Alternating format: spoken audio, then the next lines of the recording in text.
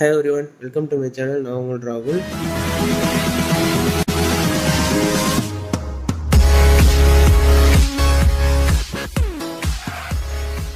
இன்னைக்கு எதை படத்தை பற்றி பார்க்க போகிறோம்னா, சசிகுமார் சிம்ரன் நடிப்பில் வந்திருக்க டூரிஸ்ட் ஃபேமிலி படத்தை பற்றி பார்க்க போகிறோம். இந்த படத்தோட கதை என்னன்னு பார்த்தீங்கன்னா, ஸ்ரீலங்காவிலேருந்து சசிகுமார் சிம்ரன் அப்புறம் அவங்க 2 பசங்களோட இங்கே தமிழ்நாட்டுக்கு வராங்க. எதுக்காண்டி வராங்கன்னா, ஸ்ரீலங்காவில் வந்து சில கடன் தொல்லை மற்றும் பொருளாதார பிரச்சனைன்றனால வந்து இங்கே வந்துடுறாங்க. இங்கே வந்து ராமேஸ்வரத்துக்கு வந்தவொடனே போலீஸ்கிட்டையும் மாட்டிக்கிறாங்க.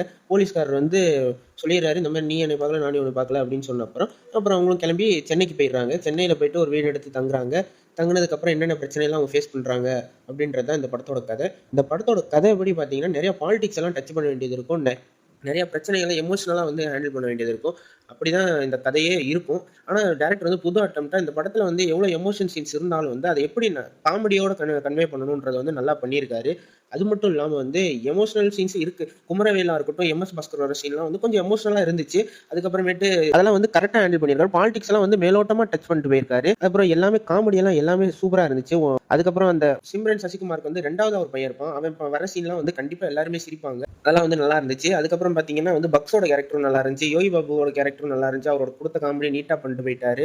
இந்த மாதிரி வந்து எல்லா சீன்ஸுமே நல்லா இருந்துச்சு. ஒரு ஃபீல் குட்டான படம் பார்த்த ஒரு ஃபீல் வந்து கண்டிப்பாக. ஏன்னா ரீசெண்ட் டைம்ஸில் வந்து சசிகுமார் நடிச்ச எல்லா படமும் நல்லா தான் இருக்குது. அயோத்தியா இருக்கட்டும், நந்தனா இருக்கட்டும், இப்போ வந்திருக்க டூரிஸ்ட் ஃபேமிலியாக இருக்கட்டும், அந்த வகையில் அவரோட ஃபிலிமோகிராஃபியில் இந்த படமும் ஒரு நல்ல படமாக வந்து சேரும். அது மட்டும் இல்லாமல் இந்த படத்தில் வந்து என்ன சொல்ல வராரு டேரக்டர் அப்படின்னு பார்த்தீங்கன்னா, மனிதம் ஹியூமனிட்டியும் அதுக்கப்புறமேட்டு love, give love take love, அதாவது வந்து அன்பை கொடுத்து அன்பை வாங்கணுன்றதை வந்து இந்த படத்தில் வந்து சூப்பராகவே சொல்லியிருக்காங்க, கையாண்டிருக்காங்க. மியூசிக்கும் சூப்பராக இருந்துச்சு. டேரக்டர் வந்து சொல்ல வந்த கருத்தை நீட்டாக சொல்லி நீட்டாக காமெடியோட கலந்து சொல்லிட்டு போயிட்டாரு.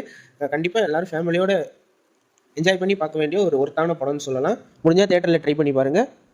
நெக்ஸ்ட் ரிவ்யூவில் பார்ப்போம். Stay safe. மறக்காம சர்ப்ரைஸ் பண்ணுங்க. தேங்க்யூ.